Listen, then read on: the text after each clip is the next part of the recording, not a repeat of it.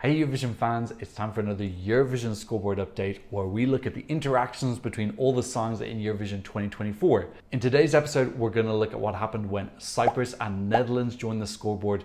Then we'll look at the earthquake that occurred when Austria and the UK entered. And finally, we're going to look at what happened when Serbia and Iceland entered the scoreboard. So let's kiki. If you're new here, welcome. My name is Tom. I'm an Irish Eurovision analyst, and you can find all of this stuff on my Eurovision channel. So if you don't know about the Eurovision Scoreboard, this is an app where fans can vote for their top 10 songs that are in Eurovision, and then all the scores are added up and you can see a ranking table of who are currently people's favorites within the community. So once a new song is released, everyone's scores are reset and you have to rank that new entry if you want your scores to count again. So that's the way that the app kind of stays up to date with new entries. So let me quickly just explain what we're looking at. If you've already watched these videos before and you're pretty sure what all the columns mean, you can skip ahead to the timestamp where Cyprus and Netherlands entered. It'll be the next timestamp after this. So let's look at where we finished off last time. Switzerland had just entered the table, and you can see in this graph that there are 12,500 people who have voted, and this main column, percentage of all points, is basically what share of the total points does that country have. Now, you may notice I've changed the color of it this time. This used to be blue to red, now it's green to red. I've switched the colors between the columns. The reason I've done that is because in my last video, someone pointed out about people who are red-green colorblind. So 8% of men and 0.5% of women, I think 1 in 200 women have some degree of red-green colorblind, and they can't really tell reds and greens apart that well. So I've moved the red-green column to the percentage of all points because really it's just aesthetic. The points are going from biggest to smallest, so the colors don't mean that much. And then the section where the colors are more important, I've changed that from blue to red.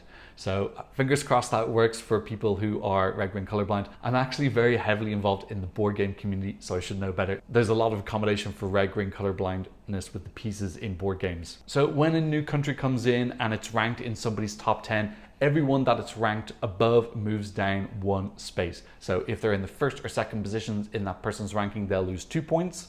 If they're in 3rd to 10th, they'll lose 1 point. So anytime a country comes in, all the points that they take come from the countries who are already there, moving down a spot. So this first column, pure percentage points loss, looks at where were those points stolen from? Who did they take them from? Now, obviously, if you're losing more points, that means that there may be a connection between the song that's losing the points and the new song that came in, because that person put both of those songs into their top 10. That's why it's moving down 1. So that's what we're looking for. We're looking for connections between songs. What songs do people both like together? Because obviously that's going to be a big thing in the Eurovision final, because you have competing songs competing for the same audience. And then the second column, relative points loss, looks at how many of my points did I lose. For example, here we can see Moldova only have 4,300 points to lose. If they lose all 4,300, they've lost 100% of their points. Total disaster. Meanwhile, Italy up the top, if they lose 4,000 points, it's not a big deal. They've got 70,000 more. So this looks at how much of my points did I lose, how much was I affected by the new song coming in.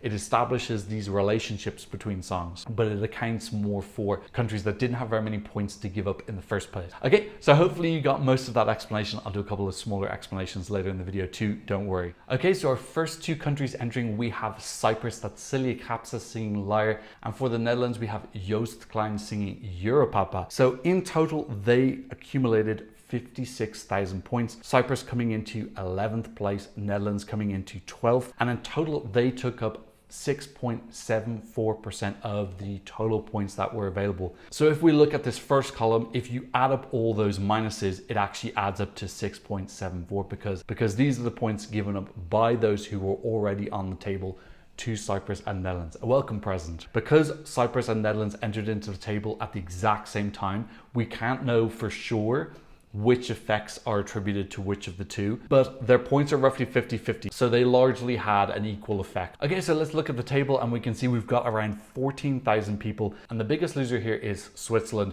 Now, if you've watched my videos, you know this is really common. When a new song comes in, it tends to go up very, very high because people who like that song want to rank it very quickly.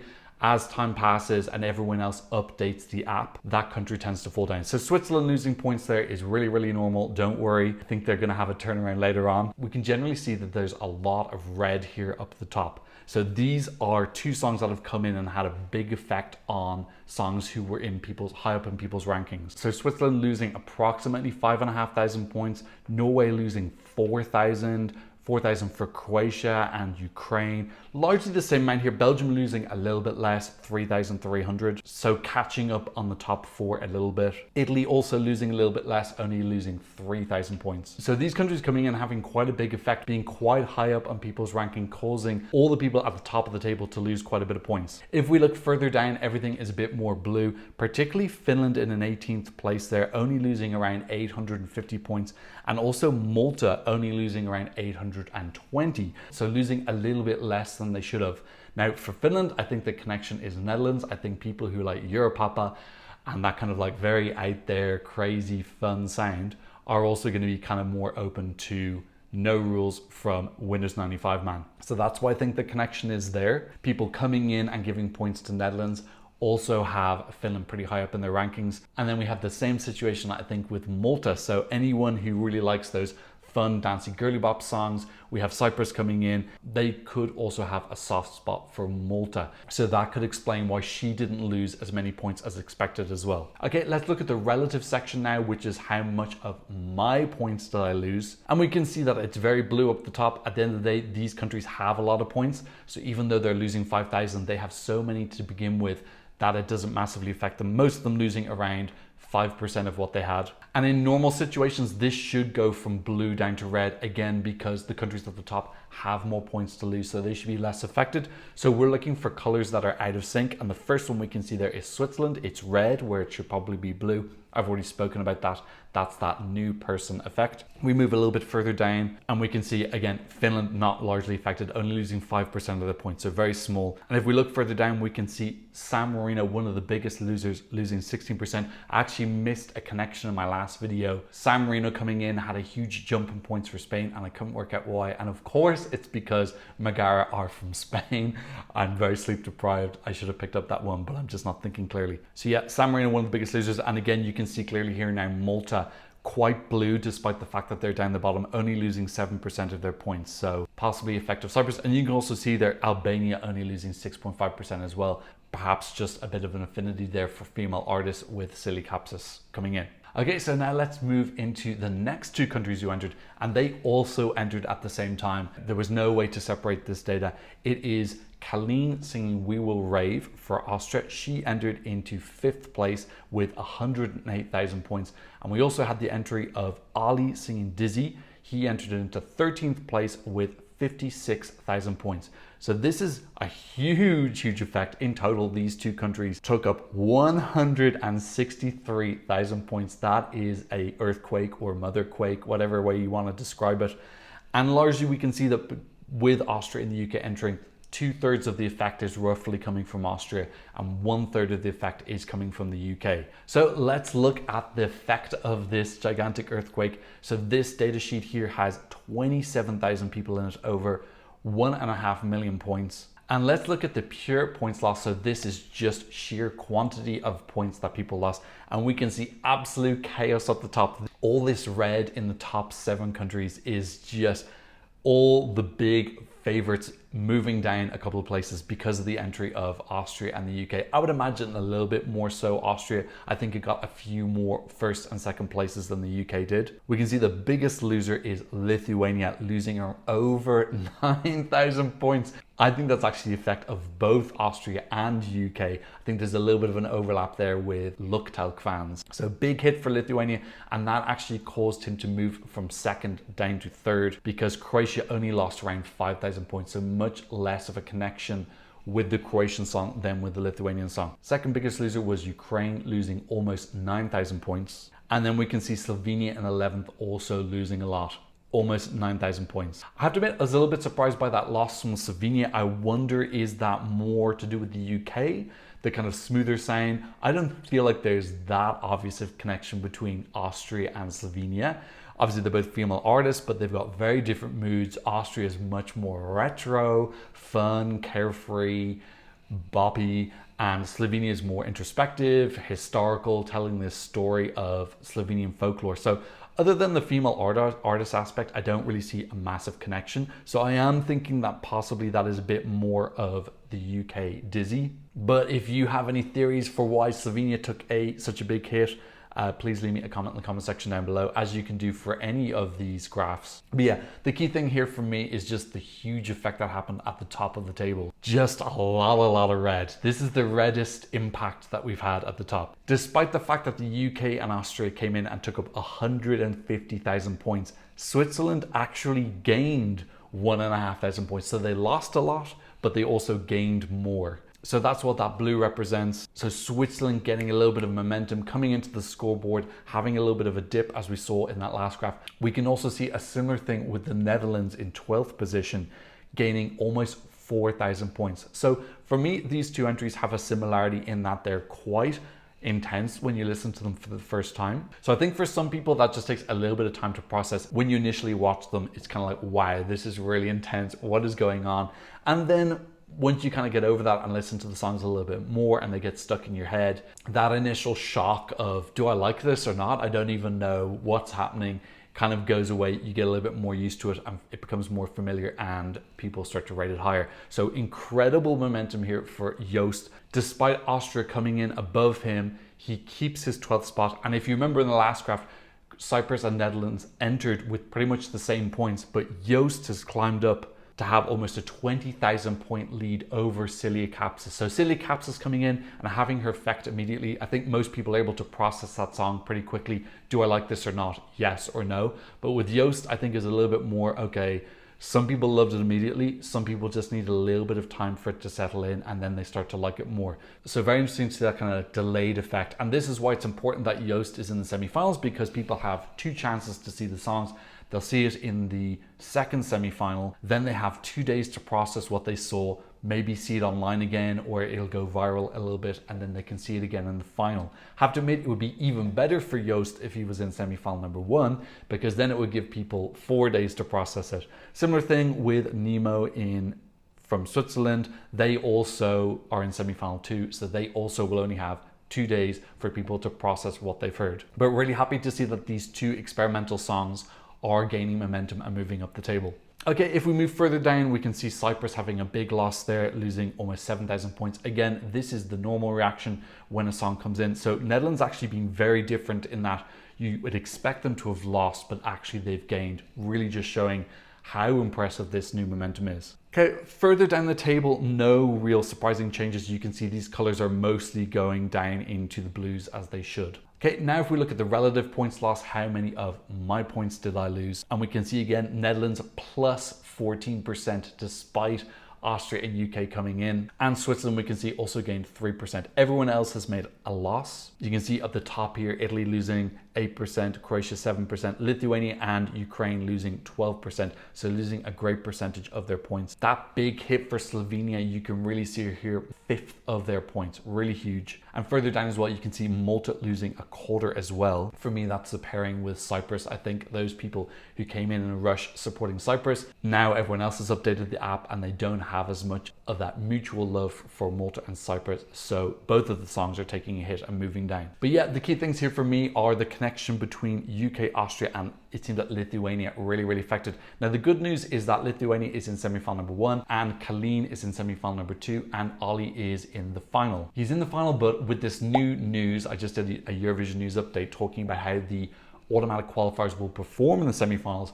Ollie will be performing in semi-final number 1. So a little bit worrisome for Lithuania. I'm not saying that there's any need to panic yet, but Ollie will be performing in the same semi-final as Luktelk. So yeah, not perfect for Sylvester Belt, but you know, a little bit of competition is great. It means that he's just going to have to up his game and really make himself stand out, despite the fact that Ollie is there. Ukraine also in semi-final number 1, but with Ukraine's perfect 100% qualification record, I think it's safe to say that they're going to be untroubled by these new countries entering. Okay, so let's go to our third and final couple who entered into the scoreboard. This was on the penultimate Super Saturday where Serbia and Iceland chose their songs. So Serbia entered into the scoreboard with 65,000 points, putting them into 11th place initially. That's 4% of the total points available. And Iceland entering with 7,000, that is 0.44%. Now, this data is of 28,000 people, which is the most I've shown in this series so far. And that's because there was quite a long time from when Serbia and Iceland was chosen until the next new song entered and the scoreboard had to be updated. So because of that, that's why we've got so many people. So this is probably the most accurate data that we have so far. I've actually taken a few data entries since then and none of them have exceeded 28,000. So this was the most that we had. So Serbia entering the scoreboard with 9 times more points than Iceland. We can say that 90% of this effect is Serbia and 10% is Iceland. So it's very difficult to see what effect that Iceland had. This is mostly Serbia's effect. So let's have a look first at the pure points loss. And again, we've got more blue. We have 2 countries which are continuing their momentum that they had from the last graph. And it is Switzerland and the Netherlands. Switzerland gaining 6,000 points, Netherlands gaining 8,200 points, despite the fact that Serbia's come in and sucked up 65,000 and Iceland sucked up 7. These 2 countries don't care. They're gaining more and more fans and moving up people's rankings as more time passes. And we can see the effect of that is that Netherlands have moved up 3 spots into 9th place and Switzerland have moved up 1 spot into 7th. And Switzerland are starting to catch up on other people on the table too. Okay, let's look a little bit up into the top and we can see a really big effect for Austria. They had the biggest loss, losing around 8,000 points. Again, it is this effect of the newest country tending to be hit. We can see the same thing with the UK, losing 7,000 points, but they had less of a points bank to lose. So actually the effect on the UK was bigger than Austria. We'll see that later with the relative points. But yeah, big hit up the top, Italy losing 5,000. Croatia really unaffected by Serbia's entry, losing only 250 points. Now I think one aspect of that is that Croatia's song and Serbia's song are very, very different this year. They have a similarity in that they both have like a meaning that's telling a story about their country. So there's a lot of depth in the lyrics. But sonically, Serbia, this beautiful, slow, smooth ballad, and Croatia, this high energy rock song. Very, very different sonically. So I just think the overlap there is small.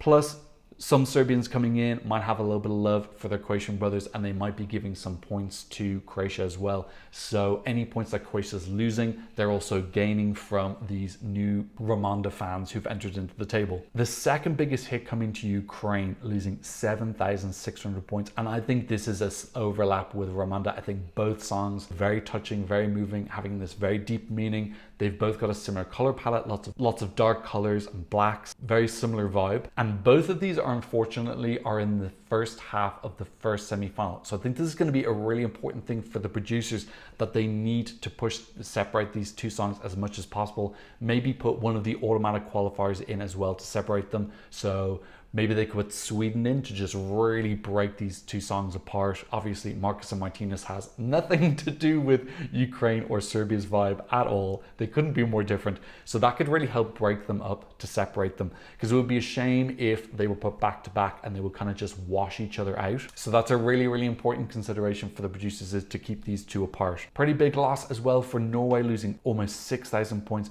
Lithuania losing 5,000. But yeah, the big news in the top 10, Switzerland and Netherlands gaining, and Croatia almost completely unaffected. And because Croatia were unaffected there, they caught up with Italy a little bit. So Italy losing 5,000 points, Croatia only losing 200. That means that Croatia's caught up around 4,500 points onto Italy, only sitting around 1.4% of the total points behind them now. Okay, let's look further down the table and we can see, other than the UK, not too much drama going on. A little bit of a recovery for Slovenia. You can see they only lost 2,700 points. So in the last one, they had one of the biggest losses.